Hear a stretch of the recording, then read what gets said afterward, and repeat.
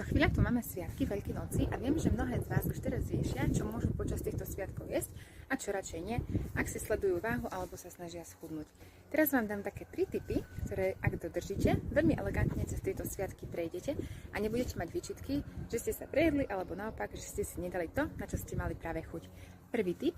Dajte si to, na čo máte chuť, ale zahrnite to do klasického režimu. To znamená, ak jete 3-krát denne plus snack, ako ja napríklad, tak v pohode tieto hlavné jedlá vymente za tie sviatočné.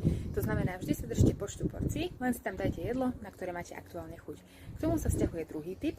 Vždy jedzte z taniera, nikdy nie len tak, z misky, z hrnca a podobne. Vždy si jedlo naservírujte na tanier a zjedzte ho ako jednu porciu.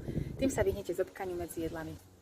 A posledný tip, bez ktorého by to nemalo zmysel, vždy dbajte na to, aby ste ten tanier mali nutrične vyvážený. To znamená, nie aby ste jedli len samú šunku, alebo samé koláče, alebo dokonca čokoládové vajíčka, ale tak, aby na každom tanieri boli bielkoviny, čiže tá šunka, varené vajíčko, syr, hrudka alebo čokoľvek, čo doma jete z toho druhu.